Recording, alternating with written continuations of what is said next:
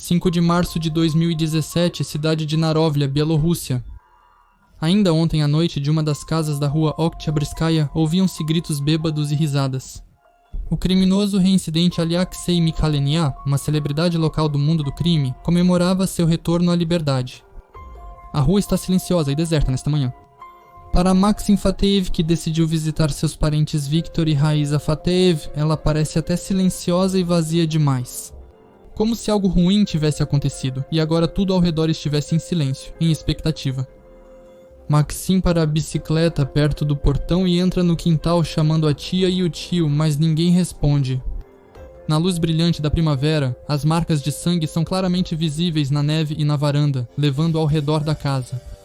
Os rastros levam Maxim Fateev até o porão, onde o corpo imóvel de sua tia está deitado de bruços. Quando Maxim o vira, não consegue conter um grito. No lugar do rosto da mulher morta, há uma massa sangrenta de carne e ossos. Enquanto Maxim tenta se recompor do choque e liga para a polícia, na casa em frente, Alexei Mikhalenia apressadamente joga suas coisas em uma mala. Ele precisa fugir, se esconder, antes que venham atrás dele. Se o pegarem, ele vai voltar para a prisão. Por crimes assim, dão pena de morte, e ele tem muito medo da pena de morte. Uma batida na porta soa de repente e alto, e Mikhalenia fica imóvel. Alexei Mikhalenia nasceu no distrito de Elsk, na região de Gomel, em 1984. Ele tinha um diagnóstico médico de deficiência intelectual leve e estudou em uma escola interna. Desde a infância, Lesha tinha um temperamento difícil, era rude com os mais velhos, explosivo e se envolvia facilmente em brigas com colegas. Além de tudo isso, o menino tinha tendência a roubar e pegava tudo o que encontrava pela frente, materiais escolares, coisas dos colegas de classe e até mexia nas bolsas dos professores. Pequenos furtos eram algo comum para Lesha, e quando era pego, ele não demonstrava nenhum arrependimento. Apenas os pais ficavam preocupados e envergonhados. Alexei Mikhalinets frequentemente fugia do internato por achar o lugar entediante. Estudar e ficar sentado na carteira não o interessavam. Mais que isso, Alexei se sentia atraído pelo mundo adulto, onde podia fazer o que quisesse. Já adulto, Mikhalinets logo se tornou alcoólatra. O rapaz de 17 anos não queria estudar nem trabalhar e frequentemente extorquia dinheiro dos vizinhos aposentados para comprar bebidas alcoólicas. Sem papas na língua e fisicamente forte, Mikhalinets frequentemente discutia com os vizinhos, ameaçava-os e eles temiam que o rapaz explosivo partisse para tal agressão física. Os idosos preferiam lhe dar dinheiro. Alexei achava que era assim que tinha que ser. Mikhalenia tinha em Narovlia um casal de amigos, adolescentes que também levavam a vida sem rumo, tendo se apegado ao álcool desde cedo. Em grupos, eles geralmente passavam as noites na casa de alguém ou na rua, bebendo, xingando e assustando os pedestres. Em outubro de 2002, quando no meio de mais uma bebedeira descobriram que a vodka tinha acabado e não havia dinheiro, Mikhalenia e seus amigos decidiram invadir a casa de um aposentado conhecido. Quebrando a janela, eles entraram e, pegando o dinheiro, fugiram rapidamente. O idoso evitou se envolver com os adolescentes bêbados à noite, mas no dia seguinte decidiu conversar seriamente com eles. Mas Mikhalenia ainda estava bêbado. Assim que o homem ameaçou contar tudo ao pai do rapaz, começou uma briga. Pegando um rolo de massa, Mikhalenia acertou o vizinho com ele. Quando o homem idoso se contorceu de dor e gemeu, Alexei achou que a lição estava aprendida. Jogando um rolo de massa nele, partiu. O aposentado não reclamou na delegacia, talvez por medo ou outros motivos. Seja como for, tendo se convencido de sua própria impunidade, Mikhalenia e um de seus amigos mais velhos decidiram roubar outros vizinhos aposentados durante a noite. Após remover os vidros, eles invadiram a casa e vasculharam os armários. O barulho despertou o casal de idosos donos da casa. O homem tentou apelar para a razão dos adolescentes, mas eles estavam bêbados e não quiseram ouvir. Começou uma briga. Mikhalenia acertou o aposentado na cabeça com uma pá e quando ele caiu, começou a espancá-lo com socos e chutes. Terminaram com o infeliz usando uma faca improvisada feita de eletrodo de solda. A dona da casa teve o mesmo destino. Após se certificarem da morte das testemunhas indesejadas, Mikhalenia e seu comparsa vasculharam a casa em busca de dinheiro, sem sucesso. Pegando alguns mantimentos e meia garrafa de vinho, os ladrões frustrados voltaram para casa de mãos vazias. Eles voltaram ao local do crime já no dia seguinte para apagar os rastros. Eles entraram pela janela como da outra vez à noite, retirando os vidros com cuidado. Os criminosos passaram um pano úmido no chão e nas paredes para limpar os respingos de sangue, arrumaram tudo para que não ficassem visíveis os sinais da luta dos corpos. Assim, Michalenia e seu companheiro enrolaram cuidadosamente os corpos caídos no chão em um cobertor, colocaram em um carrinho de metal e levaram até o rio Pripyat. Os criminosos escolheram um local isolado e amarraram tubos de drenagem de cerâmica nas pernas dos corpos para evitar que boiassem. Depois disso, ambos os corpos foram levados de barco até o meio do rio e jogados na água. Ao voltarem para casa, os amigos combinaram de se esconder por um tempo e ver o que aconteceria. O remorso não atormentou nenhum deles. Como se viu, cometer um crime e não ser pego era bem fácil. Quando algum tempo se passou e o primeiro medo de serem descobertos diminuiu, Michalenia e seu amigo visitaram a casa de uma mulher solitária em sua terra natal, Narovlia. Também não havia dinheiro lá, e os ladrões tiveram que levar o que encontraram pela frente, um espelho e fones de ouvido estéreo. Depois disso, a gangue de Michalenia mudou-se para o distrito de Mazir, onde assaltou e espancou um homem que encontraram por acaso na floresta. Para acabar com a vítima, Michalenia enfiou uma faca no pescoço do homem de 67 anos. O homem agonizante foi jogado em uma ravina e coberto com galhos. Mais tarde, o homem foi encontrado, mas não conseguiram salvá-lo. Ele morreu no hospital alguns dias depois. No mesmo distrito de Mazir, Michalenia cometeu outro ataque, desta vez a uma loja. A vendedora não conseguiu lidar com dois rapazes altos e fortes. Michalenia e seu comparsa pegaram o dinheiro do caixa, mas era pouco. Os rapazes irritados começaram a espancar a mulher, e isso foi visto por caçadores que passavam por ali. Os homens começaram a atirar para o alto, na esperança de assustar os criminosos. Michalenia e seu comparsa saíram correndo, mas desta vez a sorte abandonou os criminosos. Eles foram encontrados pelos cães dos caçadores, que foram imediatamente colocados na trilha. E o parente da mulher ferida saiu em perseguição de moto. Ele alcançou os fugitivos e atirou para o alto, ordenando que parassem. Amedrontados, Michalenia e seu amigo se entregaram e foram conduzidos à delegacia. Enquanto a gangue de assaltantes de Michalenia fazia o que queria no distrito vizinho, os parentes dos aposentados mortos em Rovlinski ficaram alarmados. O homem e a mulher pararam de atender as ligações, ninguém abria a porta. Parecia que os idosos simplesmente desapareceram, sem deixar rastros, como se tivessem se dissolvido no ar. Após o desaparecimento ser declarado, investigadores e peritos criminais foram à residência e encontraram vestígios de sangue na cena do crime. Nem Michalenia, nem seus amigos notaram durante a limpeza. O sangue estava no papel de parede, nos móveis e, além disso, na pá e no cabo do machado que estavam encostados na parede. A perícia médica determinou que o sangue pertencia a uma mulher e a um homem. Sem uma perícia de DNA, não foi possível determinar com precisão a quem pertencia o sangue, mas os investigadores presumiram que era dos donos da casa, local do crime. Provavelmente teriam que procurar cadáveres, não pessoas vivas. Mas quem atacou os idosos e por quê? Os investigadores começaram a interrogar os conhecidos do casal desaparecido. Logo foi identificado um círculo de pessoas com quem os aposentados tinham relações ruins ou tensas. Michalenia, que extorquia dinheiro do casal para comprar vodka, também se tornou um suspeito. Ele já tinha sido preso por assalto, então não precisaram procurá-lo. O criminoso negou brevemente e logo revelou o ocorrido. Uma equipe foi prontamente organizada para buscar os corpos. Mergulhadores vasculharam o fundo do rio Pripyat desde o local onde os corpos foram jogados na água e rio abaixo. Conseguiram encontrar apenas um cobertor vermelho, no qual, segundo Michalenia, um dos corpos havia sido enrolado. Também tentaram procurar os corpos em terra. A perícia de DNA confirmou que o sangue encontrado na casa pertence aos aposentados desaparecidos. O sangue no cabo do machado e na pá também era deles.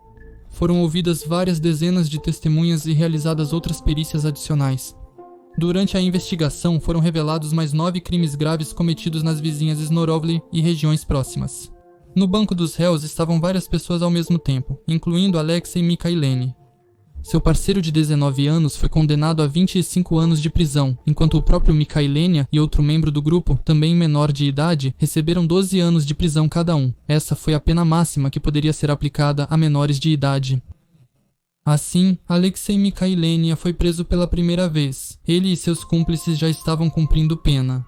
Restos mortais de 2 aposentados desaparecidos foram encontrados na margem do rio Pripyat e confirmados pela perícia. Isso indica que Michalenia e seus cúmplices falavam a verdade. Alexei Michalenia foi libertado do local de detenção em 2014, beneficiando-se de uma anistia. Na prisão, Michalenia não teve uma vida fácil. Seu temperamento explosivo sempre se manifestava. Eram comuns conflitos com outros detentos. Ele aguardava a liberdade com ansiedade, mas como se viu, não era para começar uma vida do zero. Alexei Michalenia saiu da prisão com 30 e poucos anos. Sua mãe havia falecido, e seu pai se tornara praticamente inválido devido a uma doença. Arkady Michalenia esperava que o filho o ajudasse em casa, arrumasse um emprego e constituísse família.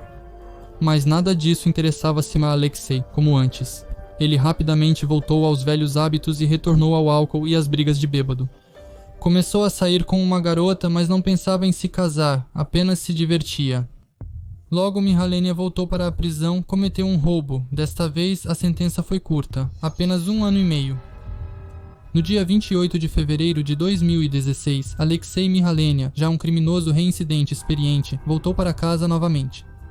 Como sempre, ele resolveu celebrar a volta com os amigos e a namorada, que o aguardou sair do cárcere. A animada festa durou até o dia 4 de março. Nesse dia, Arkady, o pai de Alexei, decidiu que precisava cortar o cabelo. Na casa de Michalenia nunca houve tesouras, e Arkady mandou o filho bêbado até a vizinha, ordenando que voltasse logo. Alexei e Michalenia retornaram para casa com sangue alheio nas mãos. A vizinha não tinha tesouras, tinha dado para alguém ou não quis procurar, vendo que Alexei estava bêbado. Michalenia poderia ter voltado para casa, mas a ideia ficou firme na sua cabeça embriagada. Preciso cortar o cabelo e de uma tesoura. Vou conseguir para vocês, não importa o que custe. Na casa ao lado moravam os irmãos Fateev, aposentados. Victor tinha 61 anos, Raíza tinha 59. Os Fateev se mudaram para Narovlia recentemente e estavam reformando a casa.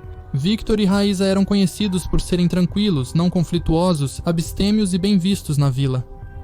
Arkady Mikhailev era conhecido e recebia muitas visitas de pessoas querendo ajudar. Foi até eles em busca de ajuda naquela noite que o filho bêbado de Mikhailev, Michalenia, chegou à casa dos Fatiev e começou a bater na porta. Victor, ao abrir a porta, logo percebeu quem era. O filho do vizinho, recém-saído da prisão, estava visivelmente bêbado. Ele provavelmente já tinha ouvido sobre o temperamento explosivo de Alexei. O homem puxou conversa com Michalenia, fazendo perguntas sobre sua vida na tentativa de acalmá-lo. Eles compartilharam a bituca de um cigarro fumado em conjunto. O criminoso e sua futura vítima se tornarão uma das principais provas neste caso. Não se sabe ao certo quais palavras ou ações do homem idoso fizeram com que o bêbado Alexei ficasse furioso. Ele atacou o homem primeiro com os punhos, depois pegou um bastão. Com o barulho e os gritos, a irmã de Victor, Raíza, correu para fora. Alexei a atingiu com o bastão, fazendo-a cair no chão, e depois voltou a atacar Victor. De algum jeito, afastando Michalenia de si, Victor correu até o portão para chamar as pessoas para ajudar e chamar a polícia. Alexei sabia que, se o aposentado chegasse lá, ele iria para a prisão novamente. De repente, na estrada em frente à casa, faróis de um carro passaram velozes. Victor gritou abafado, acenou com os braços, e Alexei, percebendo que não podia mais hesitar, correu atrás do aposentado. Alcançando Victor no portão, ele o segurou e deu 2 socos no plexo solar. Victor gemeu, se curvou e caiu.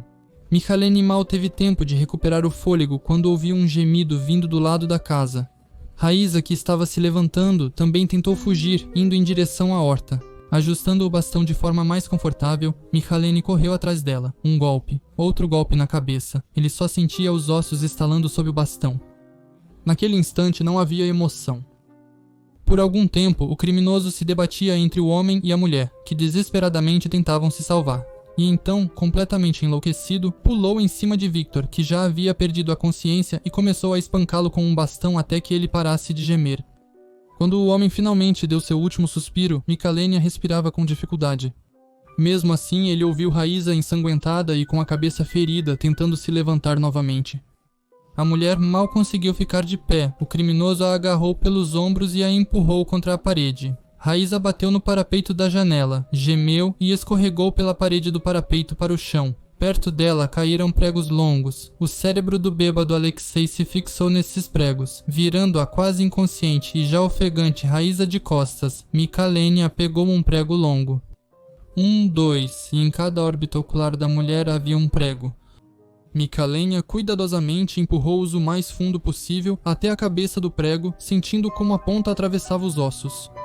Quando terminou, a mulher já estava morta. A perícia determinou que Victor Michalenia recebeu mais de 20 golpes e Raíza 30. A maioria dos disparos atingiu a cabeça das vítimas.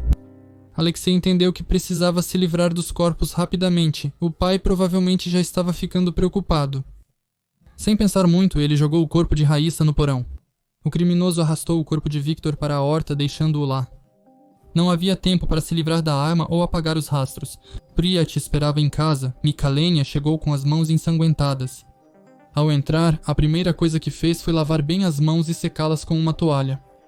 A noite toda, Michalenia se revirou na cama, e de manhã decidiu fugir para a Rússia, supostamente para trabalhar, já que aqui ele não tinha sorte com o emprego. Mas não conseguiu a tempo.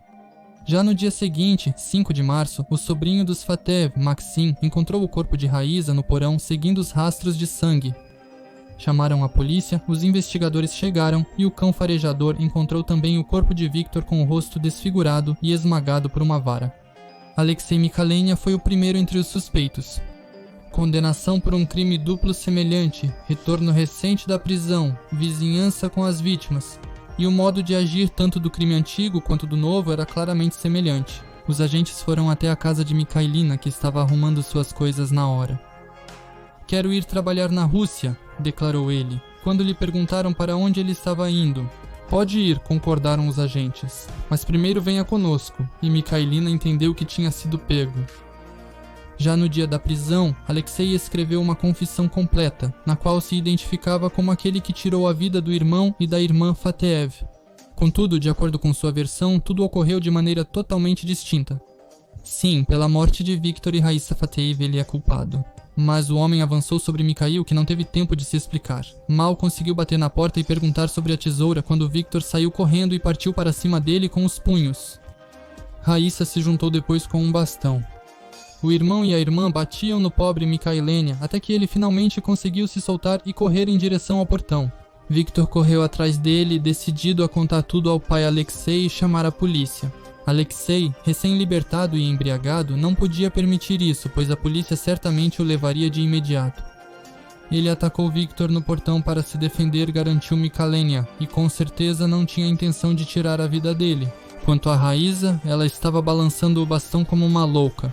Ele teve que se esforçar bastante para acalmá-la, só os pregos cravados nos olhos ajudaram. Sobre os pregos, Michalenia contava como se até mesmo com prazer.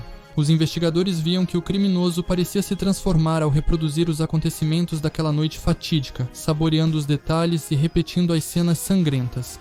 Durante a busca na casa de Michalenia, também foram encontrados roupas e toalhas ensanguentadas. Isso se tornou uma prova adicional de sua culpa.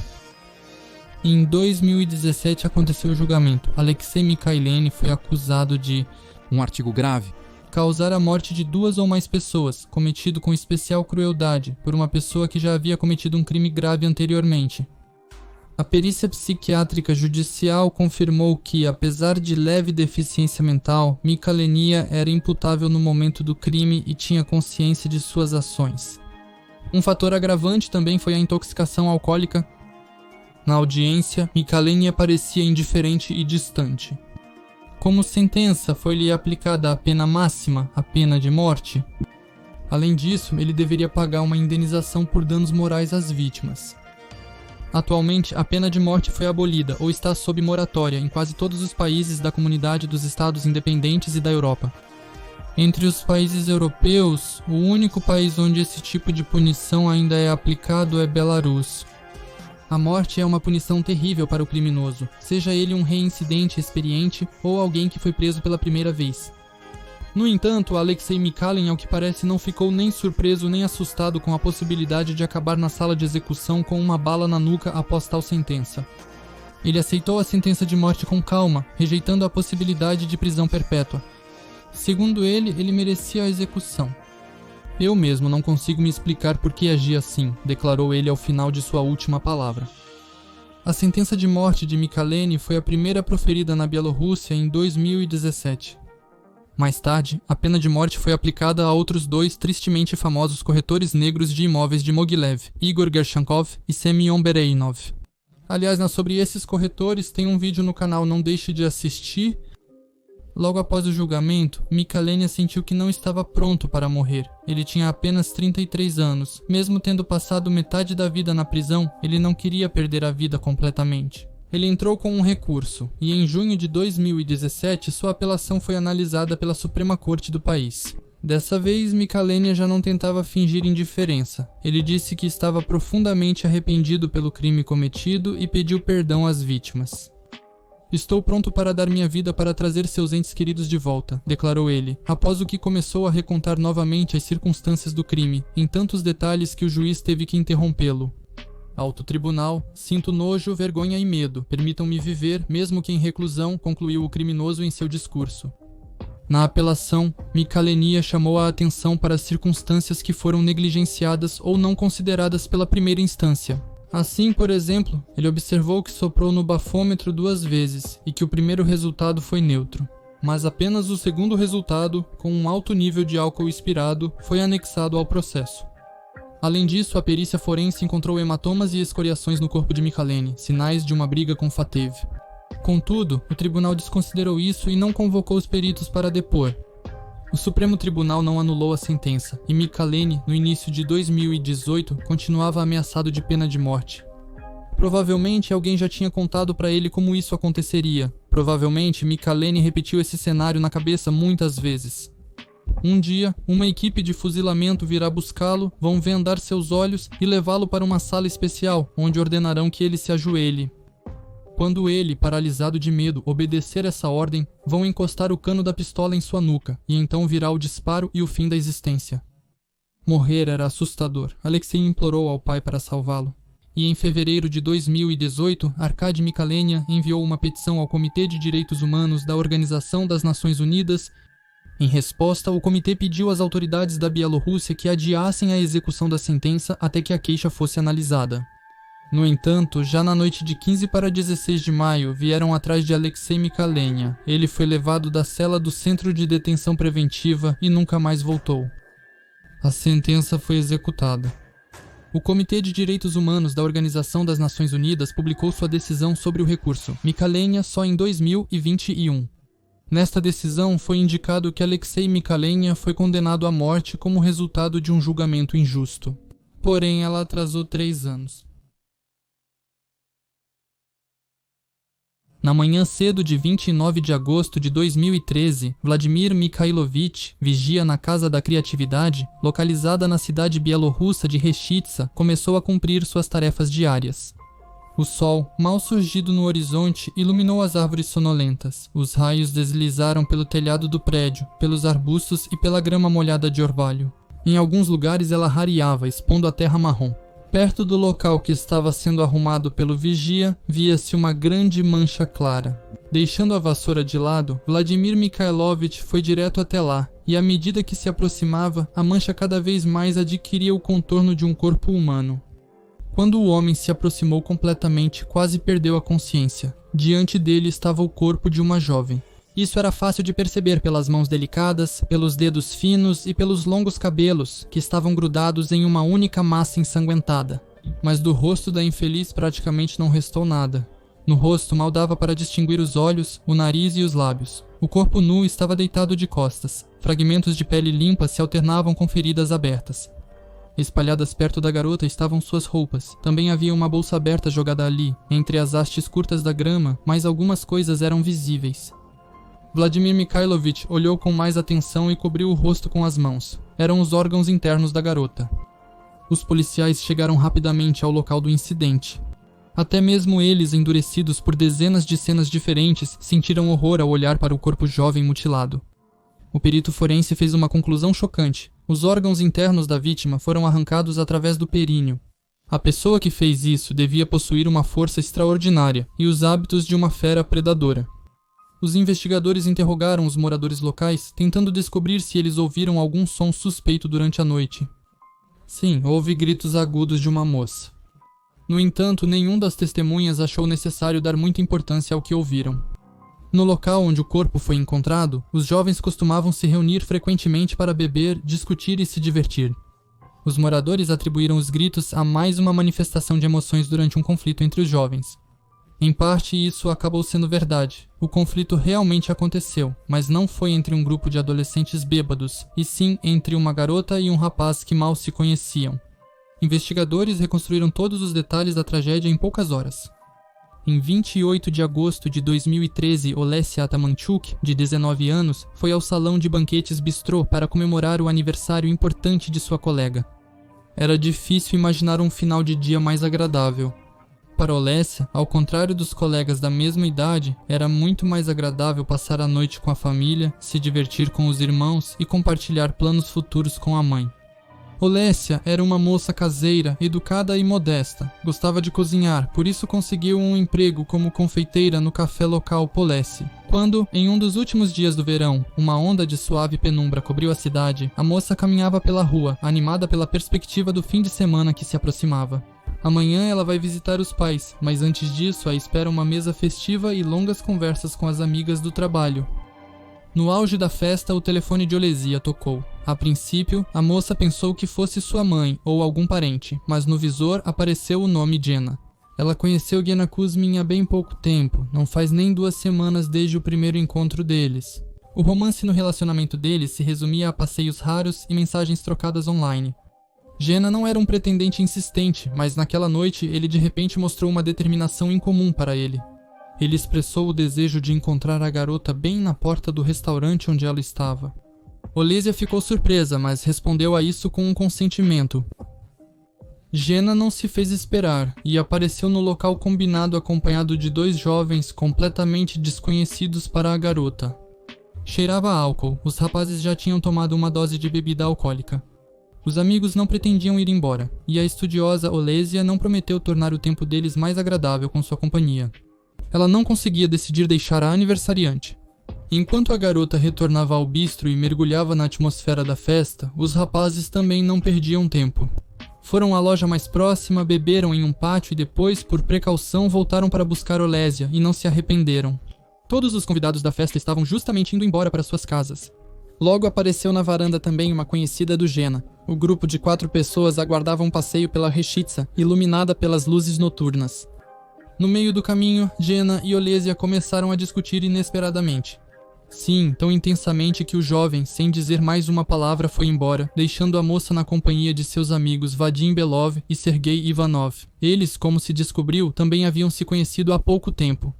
Por dentro, a moça lamentava a imprudência de Gennady em deixá-la com 2 rapazes desconhecidos no centro da cidade, quando já era bem tarde da noite e muitos pensamentos preocupantes passavam por sua cabeça.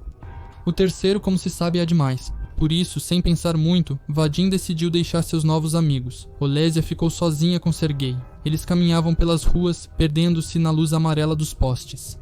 Em certo instante, a jovem sentiu a mão firme de seu parceiro escorregar delicadamente por sua cintura. Ela não gostou nada disso e tentou conter o ímpeto de Sergei. À frente, as janelas da casa de cultura local brilharam. Olesya sentiu novamente o toque desagradável e, com um único movimento da mão, o interrompeu. Mas o que era a mão dessa garota contra a palma maciça do rapaz que caminhava ao lado? Sergei, irritado, agarrou Olesya pelos ombros bruscamente e tentou despi-la. A garota estava indignada, ela o empurrava com força e de forma determinada, atacando para se defender, gritando alto. No entanto, no momento seguinte, Olesya levou um forte soco no rosto que a derrubou. Espalhada na grama, ela sentiu sobre si o olhar desumano do agressor. Sergei a golpeava no rosto e no pescoço. Como ele mesmo admitiu depois, foram cerca de 15 golpes desse tipo. De acordo com o laudo do exame médico legal, a vítima apresentava fraturas nos ossos do rosto, dentes quebrados, hematomas extensos na cabeça, lesões nos órgãos genitais internos e ruptura da bexiga. Ainda tomado pela fúria, Sergei arrancou parte do intestino delgado da garota pela região genital. Olesya morreu de choque doloroso sem conseguir receber socorro. Quando Sergei recobrou a consciência e ficou um pouco mais sóbrio, viu que à sua frente estava deitada uma garota nua e ensanguentada, obviamente morta. Ele fugiu do local do crime e desapareceu dos radares por alguns dias até ser finalmente pego pela polícia. Durante o interrogatório de seu amigo Gena Kuzmin, o telefone de Jenna tocou. Quem estava na linha era Sergei. Os investigadores o obrigaram a marcar um encontro com o amigo em um estádio escolar da cidade. Lá, Sergei Ivanov foi preso. Descobriu-se que o detido tinha uma ficha criminal bastante impressionante. Pouco antes do assassinato de Olesya Atamanchuk, ele quase tirou a vida de outra pessoa. No bar chamado Netuno, começou uma briga entre Sergei e outro rapaz. Um golpe forte de Ivanov mandou seu oponente para a unidade de terapia intensiva, onde ele passou vários meses e sobreviveu por milagre. O mais novo dos 3 filhos da família Ivanov, Sergei, tinha o temperamento mais difícil. Quando estava sóbrio, ele era uma pessoa bastante agradável de se conviver, mas bastava dar literalmente alguns goles para que ele perdesse completamente o controle sobre si mesmo. Sergei podia facilmente nocautear quem dissesse uma frase desagradável para ele ou para qualquer um de seus amigos. Depois que o pai de Sergei tirou a própria vida, ele ainda menino se fechou em si mesmo. Com o tempo, essa tragédia o transformou em um adolescente difícil. Sergei enfrentava dificuldades na escola, constrangendo sua mãe com frequência. Quando ele completou 14 anos, Sergei fez amigos muito próximos, mas como se diz, acabou se envolvendo com más companhias. Eles se ocupavam em assaltar mulheres sozinhas e idosos na margem do rio Dnieper. Por esses crimes, Sergei e seus amigos receberam sua primeira pena. Posteriormente, Ivanov foi preso mais 2 vezes, e tudo em vão, nenhuma reflexão sobre o seu caminho de vida. Em fevereiro de 2013, ele retornou do cárcere após vários anos. O mesmo Sergei, cínico, ousado e frio, nem pensava em arrumar um emprego. Tudo o que lhe interessava era dinheiro fácil e bebida. Ele adotou um passatempo peculiar, saídas noturnas aos parques da cidade. Lá, o rapaz atacava os transeuntes, espancava-os, inclusive com barras de metal, e levava consigo objetos de valor e dinheiro. E depois frequentava bares e restaurantes, onde comemorava seus feitos com entusiasmo. As vítimas não procuravam a polícia. Em 4 de agosto de 2013, Sergei e seus amigos atacaram homens em um ponto de ônibus. O motivo para minha agressão foi incrivelmente estúpido. Os agressores não gostaram da aparência dos desconhecidos. Depois que os sádicos deram vazão aos punhos, eles, seguindo seu roteiro favorito, roubaram os homens, chegando até a levar as sacolas com mantimentos deles. No interrogatório após, talvez, o crime mais terrível de sua vida, Ivanov não conseguiu explicar claramente por que tirou a vida de uma jovem garota. Repetiu várias vezes que não pretendia cometer o abuso, que ele perdeu o controle. No entanto, para os investigadores, o motivo era óbvio. Olesya recusou-se a ter intimidade com ele, e isso gerou um coquetel explosivo de todos os sentimentos negativos: mágoa, raiva, ódio. Em 2015, Sergei Ivanov foi condenado à pena máxima, a pena de morte. O criminoso pediu perdão aos parentes de Olesya Atamanchuk e especialmente à mãe dela. Ele também pediu desculpas à própria mãe, que ao saber do que seu filho havia feito, o rejeitou para sempre. Ivanov considerou a decisão tomada justa, alegando que a vida que ele tirou foi compensada pela vida que lhe foi tirada. Apesar de suas declarações, ele continuou recorrendo persistentemente ao Comitê de Direitos Humanos da Organização das Nações Unidas, assim como seu irmão Alexei. Nenhuma dessas reclamações foi analisada. E em 18 de abril de 2016, Sergei Ivanov, de 22 anos, foi fuzilado. A mãe de Olesya Atamanchuk, Olga Stanislavovna, até hoje não consegue aceitar que sua filha nunca mais vai ligar para ela nem brincar com os irmãos. Igual àquela época, há muitos anos. Olesya amava muito a vida, seu trabalho e era apaixonada pelas crianças. Antes de morrer, ela postou nas redes sociais: "Desejo ter uma filha e um filho." Mikhail Moskaliov nasceu na Bielorrússia, em Grodno, no ano de 1970. Quando ele foi julgado em Obninsk por um crime, descobriu-se que era o último de uma série cometida anteriormente. Fatal tornou-se para Moskaliov.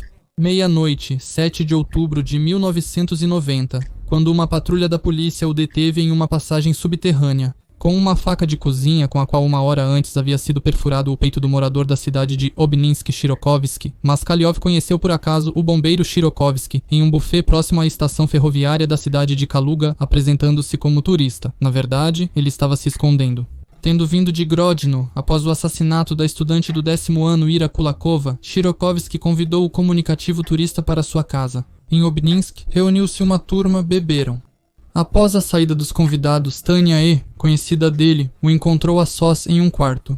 Depois de um tempo, Moskaliov começou a tentar entrar lá. Assim que o dono abriu a porta, Moskaliov o empurrou para o banheiro e começou a estrangulá-lo por trás com as mãos. Depois o golpeou no peito com uma faca que pegou na cozinha. Shirokovsky estava sangrando e Tanya correu para ajudá-lo. E então, como ambos relataram mais tarde durante o interrogatório, aconteceu uma transformação com Moskaliov.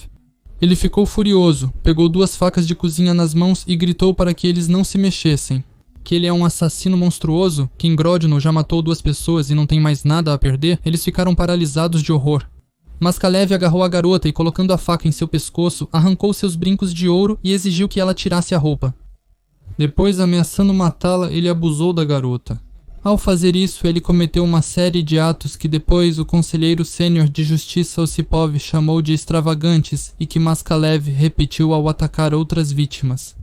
Aqui, no apartamento de Shirokovsky, Moskalev cortou o elástico da calcinha de Tanya, colocando nisso um certo símbolo de triunfo de poder sobre a vítima derrotada. Ao sair do quarto, Moskalev descobriu que Shirokovsky, ferido, desaparecera. Ele arrastou Tanya para a rua vestindo apenas uma camisa, afirmando que a polícia logo chegaria. Ameaçando matá-la, ele a violentou novamente, levando-a para a secadora de um dos prédios do bairro. No caminho para a estação Obninskaya, no túnel subterrâneo, Moskaliov foi detido pelas características que Shirokovsky conseguiu informar. Algum tempo depois, Osipov e outros membros da equipe de investigação foram a Grodno para estudar a personalidade do investigado e seu histórico de infrações passadas. Eles interrogaram centenas de pessoas, incluindo colegas de escola e do sindicato dos profissionais em transporte urbano de Moskaliov. Foi levantada uma enorme quantidade de materiais, incluindo a certidão de nascimento, uma informação importante para essa investigação. A mãe de Misha o teve aos 17 anos, solteira. O exame médico mostrou que no braço de Moskalev havia tatuado um crânio e um cupido alado na virilha. Ele gostava de enfeitar suas roupas com símbolos assustadores, esqueletos, caveiras, focinhos de animais mostrando os dentes. Usava uma pulseira feita de lâminas de barbear. A pertença à categoria dos durões por si só não significa nada. Milhares de adolescentes se interessam por esses acessórios. Seus excessos não vão além de reuniões barulhentas em shows de ídolos e brigas. Com o tempo, essa fascinação infantil por coisas assustadoras desaparece. Moskaliov, por sua vez, se aprofundava cada vez mais no universo desses fetiches pós-vida, bestiais e sobre-humanos, fantasias e alegorias. Ele se via como alguém com direitos, não como um verme igual aos outros. Ele frequentava a sessão de culturismo, desenvolvendo seus músculos e cultivando o culto à força. Sentia prazer e orgulho com a sensação de superioridade, especialmente devido à sua impiedade. Há um episódio em que ele arrancou um gatinho das mãos de uma velhinha perto da entrada do prédio e, sorrindo, esmagou a cabeça do animal contra a parede na frente dela. E quando a velhinha gritou, ele a agrediu. Ao investigarem o passado de um suspeito em Grodno, os investigadores descobriram 2 assassinatos não resolvidos com características semelhantes na execução. No primeiro caso, no quarto do dormitório da fábrica de calçados Neman, foi encontrada morta Tatiana Lizai, de 25 anos. Seu filho de 2 anos chorava sobre o corpo da mãe. Isso aconteceu em agosto de 1990.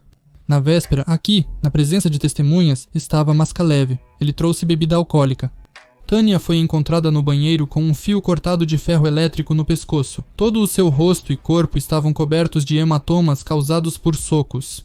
As lesões corporais tinham o caráter de tortura com especial crueldade e foram cometidas na presença de uma criança.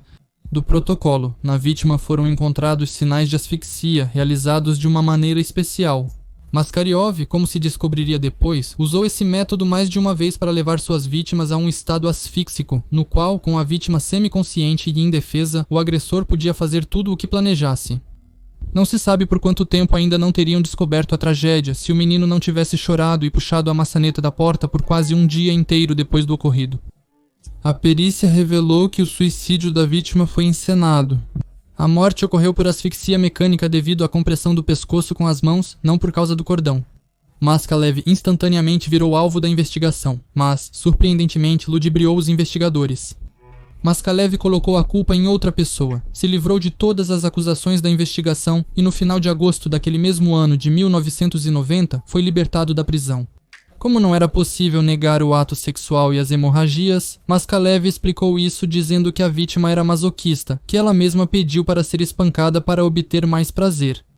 1,5 depois que Moskalev foi solto, na mesma cidade de Grodno, em 5 de setembro de 1990, por volta da meia-noite, em um terreno baldio, uma pessoa desconhecida atacou Sosnovskaya. Não.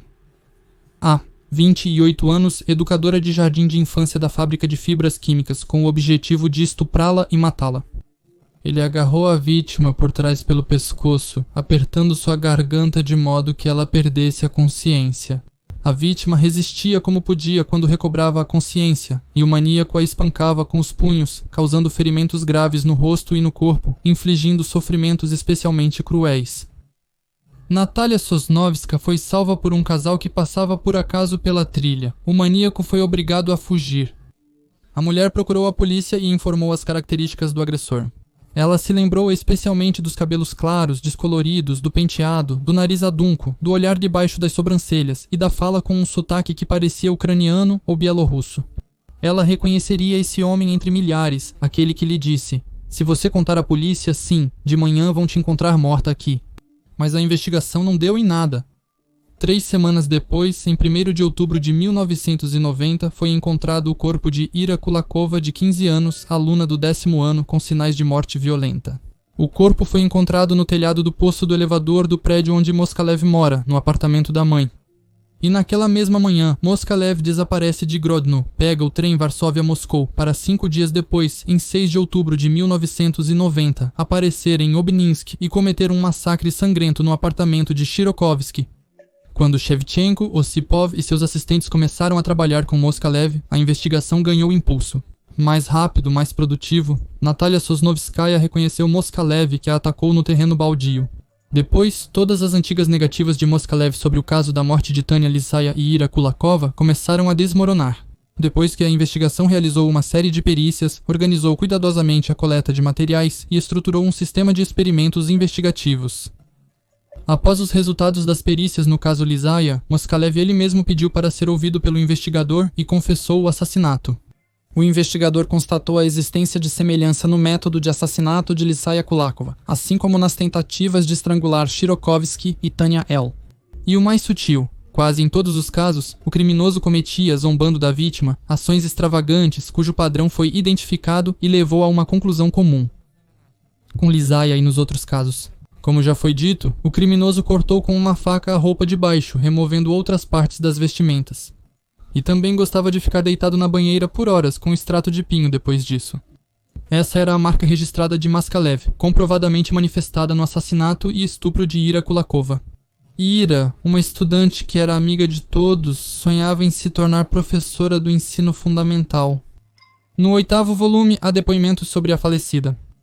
Ela nunca esperava o mal das pessoas, acreditando que todas eram boas. Ela era magrinha, 45 quilogramas.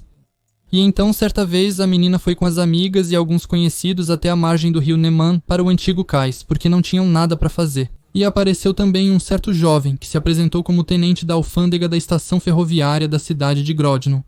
Ele era simpático, tinha um bom porte físico, era musculoso, só que olhava debaixo das sobrancelhas, para ela, meio de lado.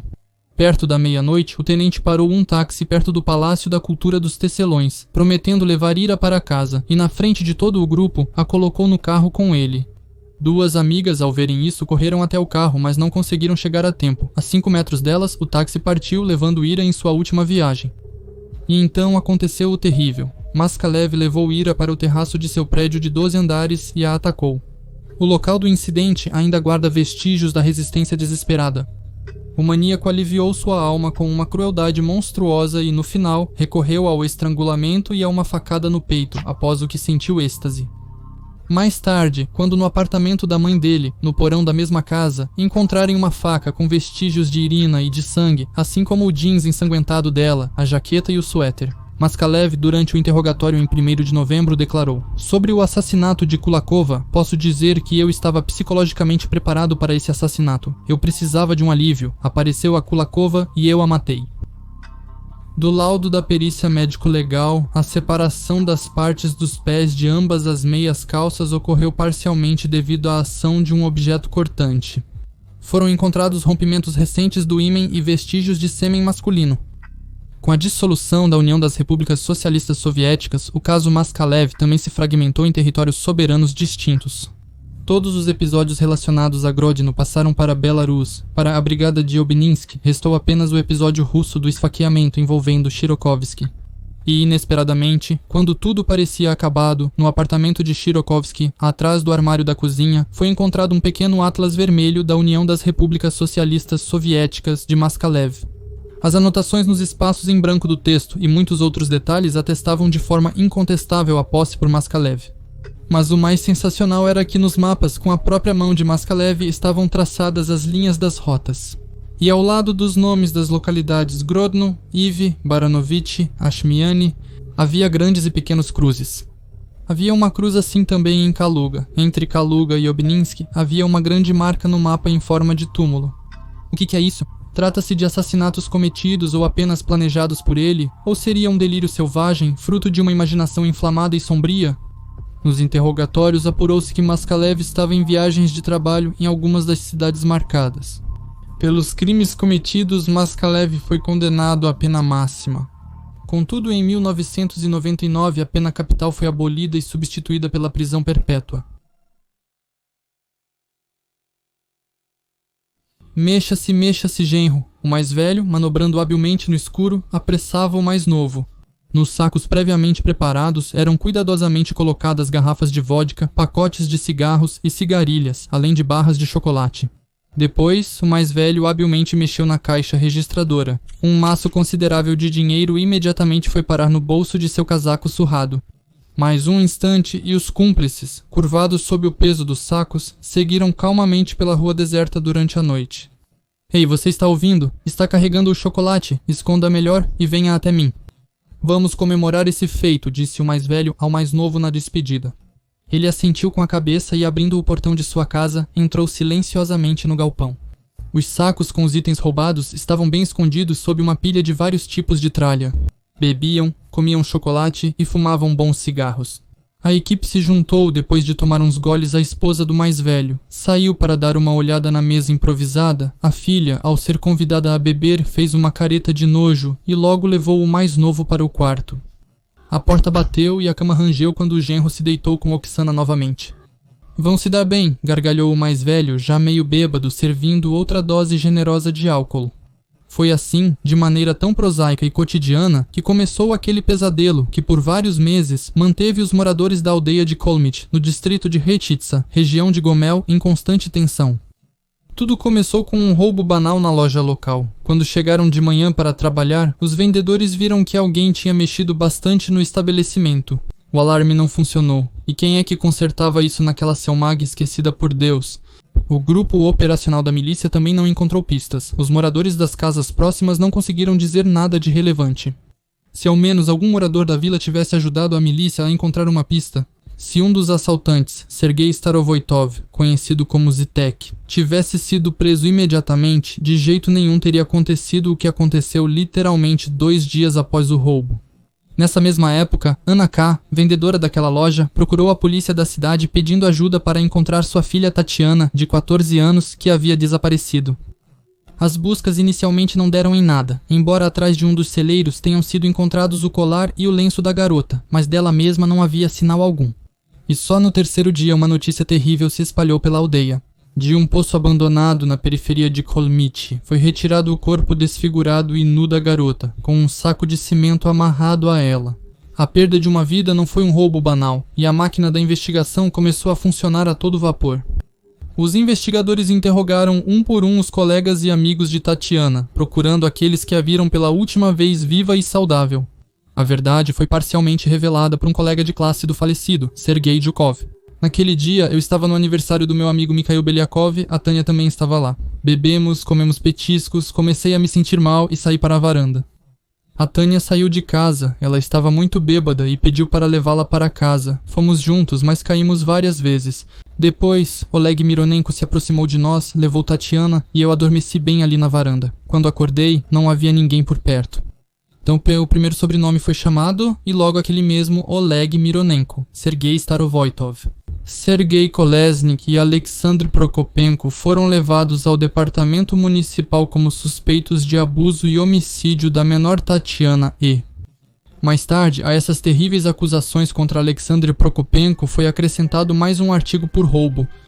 No contexto desse terrível acontecimento que abalou a vila, praticamente passou despercebido mais um roubo. Da própria Selmag, ninguém viu o quão desajeitado foi. Movendo-se com muletas, o homem se esgueirou até a porta dos fundos da loja, lidou habilmente com a fechadura e entrou no salão de vendas, saindo de lá pouco depois. Com um conjunto padrão de itens roubados, vodka, cigarros, chocolate, dinheiro... Ninguém viu nada. E alguns dias depois, quando a infeliz loja foi roubada novamente, nenhum vestígio foi deixado pelo misterioso ladrão quando a loja foi roubada pela 4ª vez. O ladrão sortudo foi 32 anos do kolkhoz local. Ele se tornou morador local recentemente, após cumprir 8 anos de prisão por homicídio, passando a viver com Valentina Savignuk. A família era bem complicada. Tanto o marido quanto a esposa bebiam juntos com frequência e depois, aos gritos, discutiam a relação. A enteada menor de idade, Oksana Kotova, não participava das bebedeiras, mas vivia abertamente em união com outro menor, Sergei Starovoitov, com quem Kotov cometeu seu primeiro roubo em uma loja. O motivo dela parecia nobre, conseguir bebida alcoólica. Para o próximo casamento, Zitek sem hesitar concordou. E depois veio aquela noite terrível, que se tornou a última para a infeliz Tatiana E. No aniversário de Mikhail Beliakov, reuniu-se toda a juventude dourada da aldeia. O tratorista de 17 anos do kolkhoz local, Oleg Mironenko, o estudante de escola técnica de 16 anos, Alexander Prokopenko, o desempregado de 20 anos, Sergei Kolesnik, o estudante de 14 anos, Sergei Zhukov, sua colega de idade, Tatiana E. Sergei Starovoitov também estava presente com sua esposa menor de idade, mas já grávida, Oksana. Não havia nenhum adulto, então bebiam, algo habitual para os jovens trabalhadores do kolkhoz desde a infância, e comiam um pouco menos. Ficaram bêbados, beberam álcool rápido demais e Tatiana saiu para a rua. Igualmente bêbado estava seu desajeitado acompanhante Sergei Zhukov. O que resultou do passeio deles juntos até em casa, nós já sabemos. Mas é assim que Sergei Starovoitov relata os acontecimentos seguintes. Quando estávamos saindo da festa de aniversário, fui chamado por Oleg Mironenko, que estava ao lado da bêbada Tania E. Eu a abracei e a levei até o quiosque, onde queria ter relações sexuais com ela, mas não consegui. Chamei Mironenko e nós a levamos até o celeiro, onde Mironenko ficou com ela, e eu levei Oksana para casa. Voltei e vi que Mironenko estava estuprando Tatiana, e ao lado estavam Kolesnik e Prokopenko. Os canalhas abusaram da pobre garota indefesa, um após o outro. É verdade, infelizmente. Cada um negou repetidamente seu envolvimento, dizendo, eu, por exemplo, não consegui. No entanto, foi comprovado de forma irrefutável que todos participaram desse ato repugnante, sem exceção. Vale notar que nesse momento, os pais de Tatiana já estavam procurando por ela e até passaram pelos infames galpões, ouviram algum barulho atrás deles e souberam disso por uma professora local que estava passeando. Alguém dos jovens está fazendo amor. O coração dos pais não percebeu que uma tragédia não estava acontecendo com a própria filha. E a moça, em algum momento, recobrou a consciência e viu os agressores. Ela reconheceu Kolesnik e Starovoitov, dizendo seus nomes completos. Os caras ficaram com medo da punição que viria, e de acordo com as confissões dos outros, foi justamente Sergei Starovoitov quem sugeriu bater na cabeça dela. Kolesnik apoiou sarcasticamente. Vamos bater nela para que perca a memória e não nos denuncie. Ao ouvir isso, a garota caída no chão implorou para que a deixassem ir, prometendo que não contaria nada a ninguém. Infelizmente, os agressores já tinham tomado uma decisão. Tatiana foi brutalmente espancada, tendo costelas quebradas e estrangulada com uma faixa elástica que apareceu misteriosamente. Os estertores de morte da infeliz só aumentavam o desejo dos monstros. E Kolesnik, que era o mais velho de todos, observava com ciúmes para garantir que cada um dos presentes desse obrigatoriamente o seu golpe. O clímax da execução aconteceu quando Starovoitov levantou uma pesada pedra de 36 quilos e a deixou cair sobre a cabeça já esmagada da garota. O corpo se contorceu convulsivamente mais algumas vezes, até que um silêncio mortal se instalou, quebrado apenas pela respiração pesada dos agressores, agora assassinos. Ninguém sentiu qualquer constrangimento após o que havia sido feito. A roupa foi cuidadosamente dobrada e entregue a Prokopenko para posterior venda, enquanto a falecida, friamente levantada, foi levada para fora da aldeia e jogada em um riacho.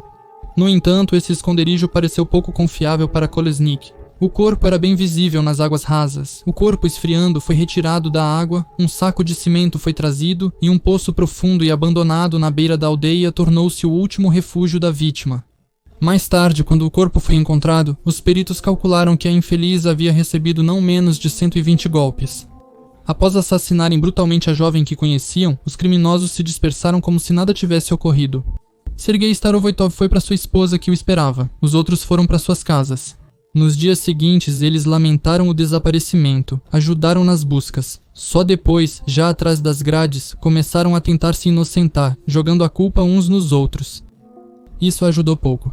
A investigação reconstruiu minuciosamente o quadro do crime. Na audiência judicial, a culpa de cada um foi comprovada de forma irrefutável. Agora, todos os cúmplices mencionados na privação da vida, assim como seu mentor, o sogro de Starovoitov, o reincidente Kotov, foram presos por muitos anos. O caso dos corretores negros chocou a sociedade. Em Mogilev, 6 pessoas foram mortas e outros 3 assassinatos estavam sendo planejados. Os criminosos sedavam as vítimas, enrolavam seu rosto e mãos com fita adesiva e as jogavam em covas, algumas ainda vivas. O promotor comparou os réus aos fascistas e chamou suas ações de esteira da morte. Porém, os envolvidos seguiram até o final culpando uns aos outros. 2 penas máximas e 2 superiores a 20 anos foram aplicadas, porém é cedo para encerrar este caso. Quem poderia cometer crimes tão terríveis? O mais calmo no julgamento parecia ser a figura central do caso, Igor Gershakov, 36 anos, ensino técnico, 2 filhos e oficialmente desempregado. Ele se preparava para cada sessão, fazia anotações cuidadosas em um caderno e respondia cautelosamente às perguntas do promotor. Aparentemente um homem inteligente e culto, mas segundo a investigação, foi ele quem organizou todos os crimes. Os problemas com a lei para Igor começaram pela primeira vez em 2006, quando ele foi condenado por atividade empresarial ilegal. Em 2009, ele foi condenado por roubo, e em 2010 recebeu uma pena de 5 anos por fraude relacionada à venda de apartamentos. Mas já em 2012, Gershakov foi libertado em liberdade condicional e praticamente imediatamente voltou ao que fazia antes. Agora, além de enganar as pessoas para tirar dinheiro, ele matava suas vítimas com a ajuda de cúmplices. Como consta na acusação, a esposa Tatiana Gershakova, o cinismo da mulher impressiona. Mesmo grávida, ela convencia as vítimas a venderem seus apartamentos. Igor conheceu ela em 2002. Ela tinha acabado de terminar a escola, tinha apenas 17 anos, contou em entrevista Lyudmila Gershakova, mãe de Igor. Ele é 5 anos mais velho que ela, eles iniciaram uma união estável. A mãe de Tatiana ficou muito satisfeita por ela ter se juntado com um jovem de uma família próspera e bem-sucedida. Os documentos indicam que entre 2002 e 2008 o casal estava envolvido em atividades fraudulentas.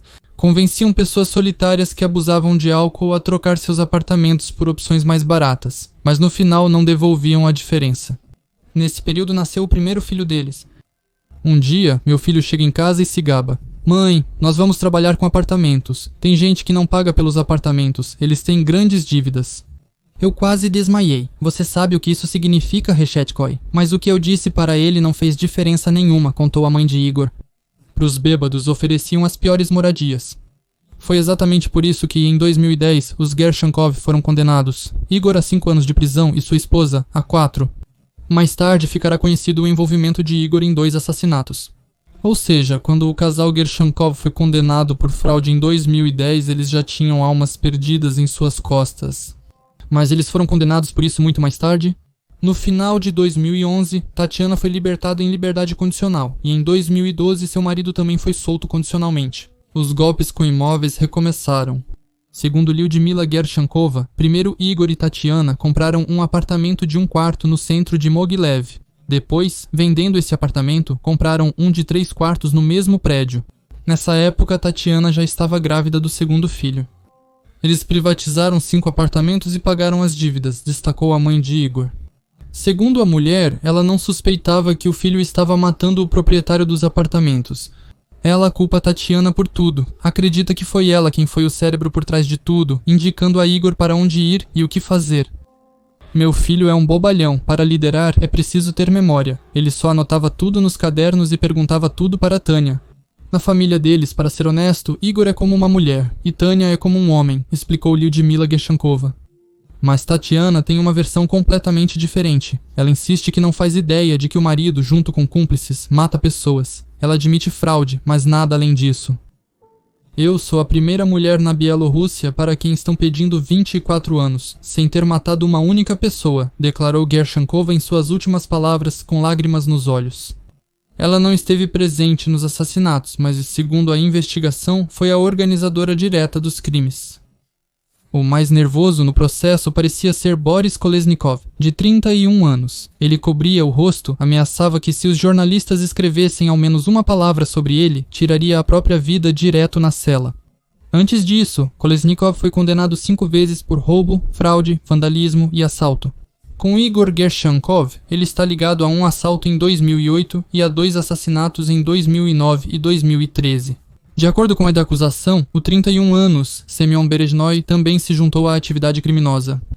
Ele confessou, revelou a maioria dos locais de enterro e forneceu os endereços dos apartamentos, na esperança de que por seu arrependimento ele receba uma punição mais branda. O tribunal o condenou à execução. Assim como Gershakova, Tatiana recebeu 24 anos de prisão e Boris Kolesnikov, 22. Durante o processo judicial, os réus jogavam a culpa uns nos outros. De acordo com a acusação, Gershakov cometeu o primeiro assassinato em 2009, porém, isso não será descoberto de imediato. A investigação conseguiu descobrir que, em 2015, o aposentado militar solitário Viktor Efremenko tinha um apartamento de 2 quartos e uma dívida de $2.000 em contas de serviços públicos. Tatiana Gershakova convenceu o homem a trocar o apartamento por um de 1 quarto, com pagamento, claro. Chegaram até a mostrar para ele o novo apartamento no centro da cidade, mas o cliente hesitou em fechar o negócio, suspeitando que havia algo errado. Isso não agradava nem um pouco aos Gershakov. Efremenko foi levado para um apartamento alugado, mantido lá por 2 semanas e assassinado.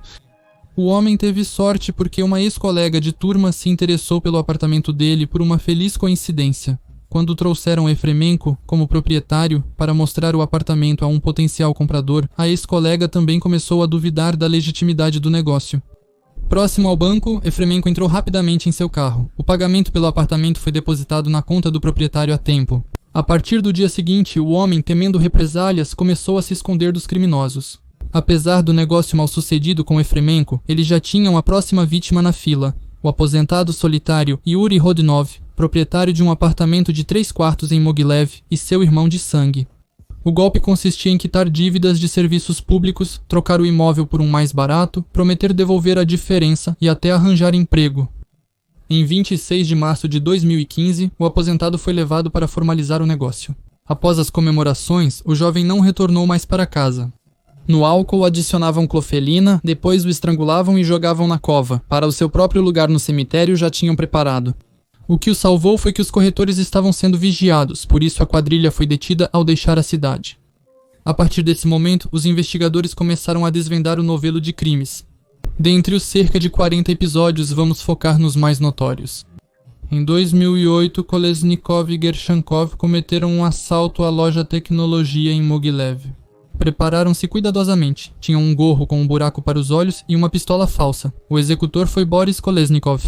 Ele entrou na loja, mandou o vendedor deitar no chão e roubou vários computadores. Gershakov o esperava no carro. Os amigos venderam o que roubaram em Minsk em 2009 e Gershakov parte para o assassinato. Alguns meses antes disso, ele encontra o proprietário de um apartamento de 1 quarto, Melnichenko, que mora com sua companheira. Tanto o homem quanto a mulher abusam do álcool. O corretor promete a eles um negócio lucrativo, mas em vez disso leva o proprietário do apartamento para fora, pede para ele sair do carro para ajudar com um conserto e então pega um taco e desfere vários golpes. Em seguida, eles sufocam a vítima e a enrolam com fita adesiva de modo que, mesmo se recuperasse a consciência, não sobreviveria e a levam para o cemitério. O esquema de eliminação das vítimas era praticamente sempre o mesmo: embebedar, sufocar, enterrar. Isso ocorria após uma proposta para celebrar um negócio bem-sucedido. No dia seguinte ao assassinato de Melnichenko, os criminosos se livraram da sua companheira, que pensava que estava indo para uma casa nova. Gershakov, com a ajuda de Kolesnikov, a costurou, enrolou com fita adesiva e enterrou no cemitério. A cena que os peritos e investigadores viram após a exumação dos corpos não era para os fracos de coração. Até funcionários experientes afirmam nunca ter visto tamanha crueldade anteriormente. E a quadrilha dos corretores negros continuou seu negócio de 2013 a 2015. Eles mataram mais 4 pessoas e planejavam assassinar outras 3, para as quais já haviam preparado covas. Segundo a investigação, os papéis entre os membros do grupo criminoso estavam claramente distribuídos. Os organizadores são chamados de Igor e Tatiana Gershakov. Eles encontravam as vítimas, as convenciam a vender os apartamentos, acompanhavam a formalização dos negócios e distribuíam o dinheiro. Kolesnikov e Berezhnoi, segundo a acusação, eram mais executores, embora Semyon Berezhnoi também fosse aos apartamentos, por exemplo, fingindo ser um oficial de justiça que ameaçava despejo por dívidas de serviços públicos. Os criminosos usavam nomes falsos, utilizavam óculos e perucas para disfarce, comunicavam-se por chips de celular registrados em nomes de laranjas. Para aumentar a credibilidade, alugavam apartamentos por um dia e os apresentavam como próprios, oferecendo-os para troca. As transações eram realizadas por corretores, e o dinheiro para quitar dívidas de serviços públicos era entregue aos proprietários, evitando suspeitas. O primeiro erro dos Gershankov foi registrar os apartamentos em seus próprios nomes e nos de seus parentes. Além disso, eles não previram que as vítimas poderiam procurar a polícia. E alguns cúmplices, na tentativa de se safar, entregarão endereços e senhas. Tatiana frequentemente acompanhava o marido nas negociações. As pessoas os viam como um respeitável casal, especialmente quando Gershenkova esteve grávida por um período. No tribunal, ela chorou e insistiu que Berezhnoi a caluniou. Ela negou veementemente ser a organizadora dos crimes. Diante de Semyon, seu comportamento foi totalmente distinto. Os corretores negros em Mogilev atuaram durante vários anos, de forma bem organizada, destruindo uma vítima após a outra e se apropriando dos bens alheios como se fossem deles. Surge uma pergunta razoável: como eles conseguiram isso? Em primeiro lugar, Gershankov e seus cúmplices escolhiam as vítimas entre pessoas solitárias que tinham problemas financeiros e dependência de álcool. Quando uma pessoa tem uma dívida de vários milhares de dólares em contas de serviços públicos, isso significa que ela não paga há anos. E quando a pessoa é dependente da bebida, negociar com ela usando justamente essa bebida não é tão difícil assim. O cálculo era simples. Quem iria procurá-lo no cemitério? Além disso, ao realizarem suas atividades criminosas, os cônjuges Gershankov e Berezhnoi desenvolveram várias medidas de conspiração. Para as vítimas, eles sempre se apresentavam com nomes falsos, e em alguns casos usavam perucas e óculos. Ao cometerem os crimes, eles sempre usavam telefones registrados em nome das vítimas ou de pessoas laranjas. Eles trocavam constantemente os números de telefone, entre si se comunicavam pessoalmente ou ligavam de um telefone público. Eles se deslocavam em carros com placas parcialmente cobertas ou removidas, evitavam contato visual com potenciais compradores ou outras pessoas que pudessem reconhecê-los. Mas alguns sinais de alerta ainda assim apareciam. No tribunal, várias testemunhas afirmaram ter procurado a polícia sobre o desaparecimento de Larionov, uma das vítimas. Alegaram que o enganavam por causa do apartamento, mas a polícia não reagiu e no tribunal o policial do bairro declarou que ninguém o havia procurado. Além disso, os cemitérios rurais da região de Mogilev careciam de controle adequado, com registros praticamente inexistentes. O problema foi resolvido após o caso dos corretores negros. O comitê de investigação promoveu mudanças nas leis sobre falecimentos. A uma distância de 5 a 20 quilômetros do centro regional, as pessoas eram enterradas sem qualquer notificação, sem pagamento. Assim, novos túmulos não surpreendiam ninguém. Apenas no distrito de Chalsky, os moradores locais foram vigilantes. Sabendo que ninguém havia morrido na aldeia, informaram ao policial sobre a cova recente no cemitério. Mas o policial não encontrou nada suspeito nisso. Além disso, nenhuma medida preventiva foi realizada com a família Gershankov. O marido e a esposa foram condenados por fraude em grande escala e receberam liberdade condicional antecipada, e rapidamente retomaram suas atividades anteriores. Seus gastos claramente não correspondiam à renda, carro, apartamentos, mas os órgãos de controle não deram importância a isso. Com base na prática de investigação de casos semelhantes, pode-se supor que as atividades criminosas dos corretores negros são facilitadas por funcionários dos órgãos de segurança, que acobertam os criminosos, bem como por funcionários dos Centros de Liquidação e Caixa e do BRTI, que fornecem as informações necessárias. Contudo, neste caso, a investigação não identificou o envolvimento de funcionários, segundo Berezhnoi. No tribunal, afirmei repetidamente que Gershankova era protegida por policiais, mas isso não foi confirmado. Para a busca de provas materiais, até mesmo mergulhadores foram mobilizados. Os réus recorreram da sentença. O caso deles ainda será analisado pelo Supremo Tribunal. Os investigadores ainda têm dúvidas sobre o envolvimento de Igor Gershankov no desaparecimento de outra pessoa em julho de 2008. Se as suspeitas forem confirmadas, a execução da sentença de morte será adiada e Gershankov será julgado novamente.